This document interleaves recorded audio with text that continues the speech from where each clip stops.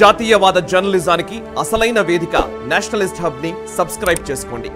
Notifications కోసం bell icon పై click చేయండి.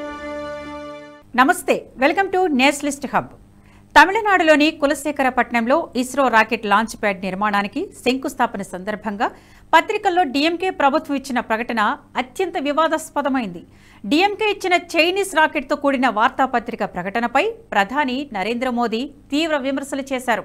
తమిళనాడులో ఇస్రో 2వ రాకెట్ లాంచ్ ప్యాడ్ను ప్రారంభించిన సందర్భంగా డీఎంకే అనేక వార్తాపత్రికలలో ప్రకటనను విడుదల చేసింది. అయితే ప్రింట్ చేసిన ప్రకటనలో చైనా జెండాతో రాకెట్ను ఉంచారు. ఇది కావాలనే చేసిన పనిని భారతీయ జనతా పార్టీ వర్గాలు మండిపడ్డాయి. ప్రధాని మోదీ కూడా ఈ అంశంపై ఫైర్ అయ్యారు. ప్రజల డబ్బును దోపిడీ చేస్తున్న డీఎంకేపై ప్రధాని మోదీ తీవ్రస్థాయిలో మండిపడ్డారు.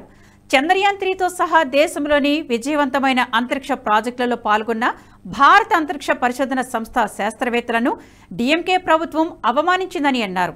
మన దేశాన్ని, దేశభక్తులైన మన అంతరిక్ష పరిశోధకులను డీఎంకే ప్రభుత్వం ఘోరంగా అవమానించిందని ప్రధానమంత్రి నరేంద్ర మోదీ మండిపడ్డారు. దేశ ప్రగతిని, అంతరిక్ష రంగంలో ఇండియా సాధించిన విజయాలను ప్రశంసించడానికి డీఎంకే ఏమాత్రం సిద్ధంగా లేదన్నారు.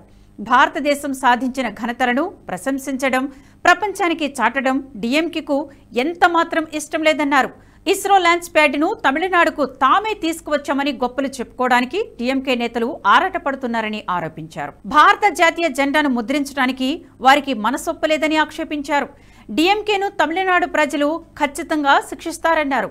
ప్రధాని మోదీ తమిళనాడులో పర్యటించారు. తూత్తుకుడిలో 17,300 కోట్ల విలువైన పలు అభివృద్ధి ప్రాజెక్టులకు శంకుస్థాపన చేశారు.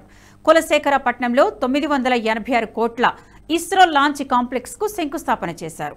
తిరునల్వేలిలో బీజేపీ ఆధ్వర్యంలో నిర్వహించిన బహిరంగ సభలో ప్రసంగించారు. కేంద్రం చేపట్టిన చర్యలతో తమిళనాడు రాష్ట్రంలో ఎన్నో సదుపాయాలు అందుబాటులోకి వస్తున్నాయని తెలిపారు. కాంగ్రెస్, డీఎంకే దేశాన్ని విభజిస్తున్నాయని ప్రధాని మోదీ మండిపడ్డారు. భారతదేశం మొత్తం అయోధ్యలో రామ మందిరపు ప్రాణ ప్రతిష్టను స్మరించుకుంది.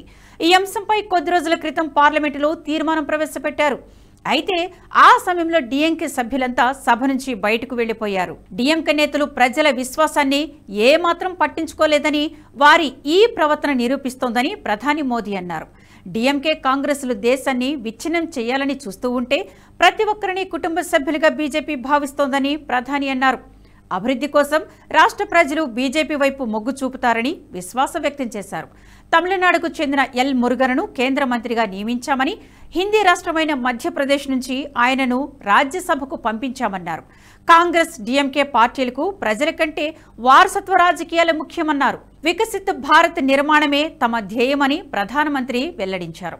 తమిళనాడు రాష్ట్ర అధికార పార్టీ ద్రవిడ మున్నేట్ర కజగం ఫిబ్రవరి 28న ప్రధానమంత్రి నరేంద్ర మోదీ, ముఖ్యమంత్రి MK Stalin, DMK Lok Sabha MP Kanimozhi Karunanidhi, ఇతర పార్టీ నాయకులతో మొదటి పేజీ మొత్తం వార్తాపత్రిక ప్రకటనలు ఇచ్చింది.